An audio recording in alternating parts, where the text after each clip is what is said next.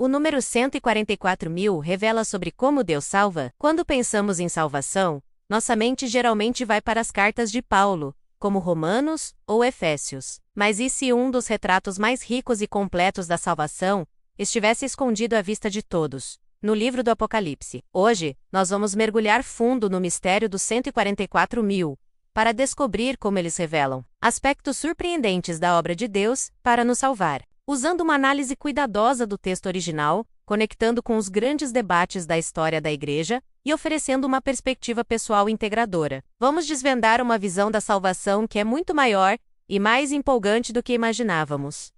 Vamos começar com uma análise quase científica do texto. Que linguagem de salvação o Apocalipse usa para descrever os 144.000? Primeiro, vemos a eleição e a predestinação. Em Apocalipse capítulo 7, João ouve o número dos que foram selados: 144.000 de todas as tribos de Israel. O detalhe crucial aqui é que eles são identificados pela sua origem divina, pelas tribos que Deus estabeleceu, não por algo que eles conquistaram. A própria ideia de serem selados implica que foram pré-inscritos, marcados por uma iniciativa que não partiu deles. A implicação soteriológica é clara: a salvação começa com a escolha soberana de Deus. Em segundo lugar, encontramos os temas da redenção e da expiação. Em Apocalipse 14, lemos que os 144.000 foram comprados da terra. A palavra grega usada aqui é gorast, san, um verbo no auristo passivo. Isso significa que foi uma ação pontual, completada no passado, e que foi feita sobre eles.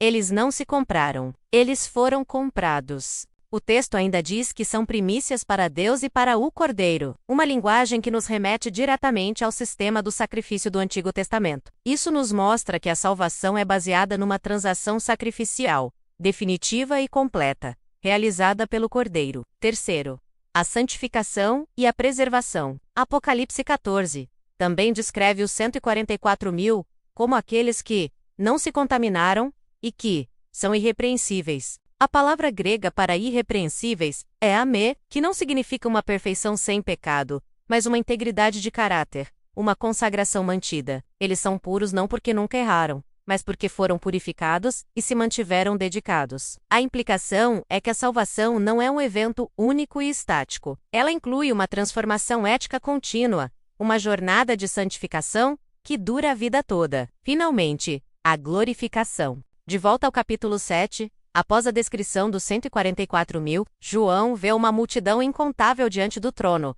vestida de branco, e é dito que servem a Deus, dia e noite em seu santuário. Esta é a culminação da jornada da salvação. Não é apenas escapar do inferno, é ser trazido para a presença de Deus para uma comunhão e um serviço eternos. A salvação, portanto, tem um destino final glorioso, que é a adoração ininterrupta na presença do próprio Deus. Agora, vamos ampliar nossa visão. Como essa descrição dos 144.000 se encaixa nos grandes debates teológicos sobre a salvação que marcaram a história da Igreja? Primeiro, a famosa tensão entre calvinismo e arminianismo. O calvinista olharia para os 144.000 e diria: vejam, a eleição é clara. Eles são selados das tribos que Deus escolheu. O arminiano responderia: mas espere, o texto também diz que eles não se contaminaram, o que mostra a responsabilidade humana e a resposta da fé. O fascinante sobre os 144.000 é que eles parecem abraçar ambas as verdades. Eles são escolhidos soberanamente e respondem com fidelidade. Talvez o debate histórico seja baseado numa falsa dicotomia. Talvez a verdade seja que é sempre Deus quem capacita a resposta fiel que Ele mesmo exige de nós. E quanto à perseverança dos santos? Apocalipse 14, versículo 4, diz que os 144.000 seguem o Cordeiro para onde quer que vá. A salvação que eles demonstram não é passiva. Ela se manifesta numa perseverança ativa e contínua. Seguir é um verbo de ação, de movimento de discipulado constante. A certeza da salvação não nos leva à inércia, mas a uma caminhada dinâmica e diária com Cristo, não importa o custo. Outro debate é entre o particularismo e o universalismo da salvação. À primeira vista, o número 144.000 parece muito particular, limitado, mas logo em seguida, no mesmo contexto, João vê uma grande multidão, que ninguém podia contar, de todas as nações, tribos, povos e línguas. Muitos estudiosos veem o número 144.000 não como um número literal, mas um símbolo. 12 tribos de Israel, vezes 12 apóstolos, vezes 1000, representando a totalidade e a perfeição do povo de Deus completo,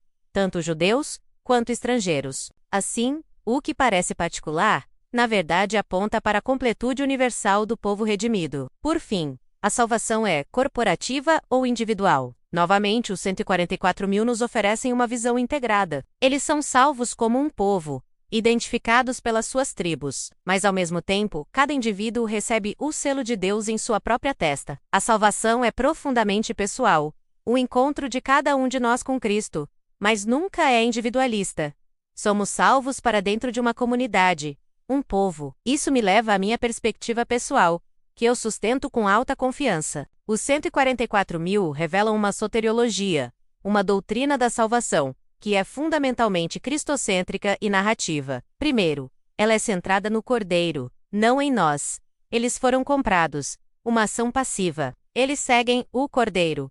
Cristo é o líder, o modelo e a força motriz. A salvação não é sobre nós alcançarmos um padrão de justiça, mas sobre estarmos unidos a Cristo e sermos carregados por Ele.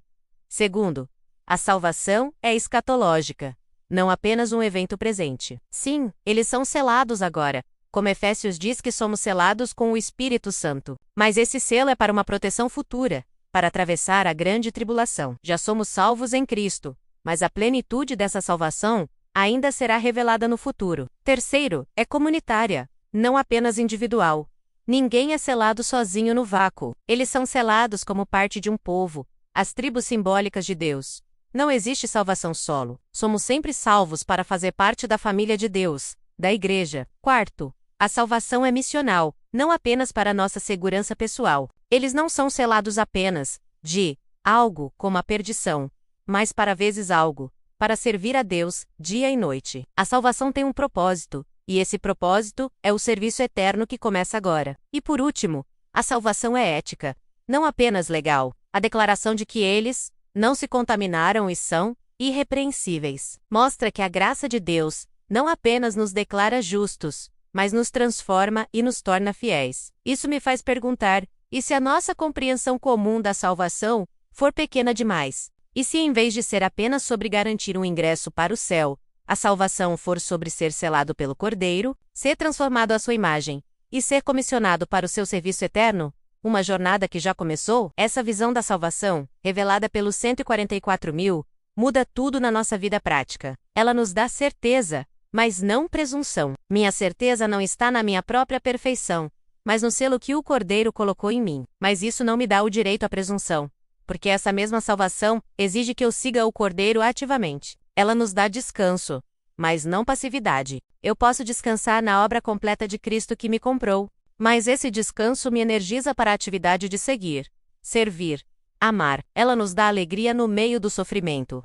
O texto diz que eles são selados para a tribulação, e não da tribulação. Isso significa que o sofrimento não nega a minha salvação. Na verdade, é o contexto onde a minha salvação é provada, e a fidelidade de Deus é demonstrada. E finalmente, isso transforma nosso evangelismo. A mensagem não é apenas venha Jesus para escapar do inferno. A mensagem se torna: venha ao Cordeiro para ser selado para Ele, para ser transformado, para ser unido ao seu povo eterno e para encontrar o seu propósito no serviço a Ele. É uma graça que verdadeiramente transforma e produz santidade real. No final, a pergunta que o Apocalipse nos faz não é técnica ou teológica. Não é sobre como a soteriologia dos 144.000 se compara com os sistemas clássicos. A pergunta é profundamente pessoal. Você está entre aqueles que foram comprados pelo Cordeiro? Você segue o Cordeiro para onde quer que ele vá? Se você colocou sua fé em Cristo, a resposta é sim. Você foi comprado. Você foi selado. Você é chamado a seguir. Você é parte deste povo incrível que, lavado no sangue do Cordeiro, atravessará qualquer tribulação e servirá a Deus para sempre. Obrigado por me acompanhar nesta jornada hoje. Se essa reflexão te abençoou, não se esqueça de curtir, compartilhar e se inscrever para mais conteúdo como este. Nos vemos na próxima.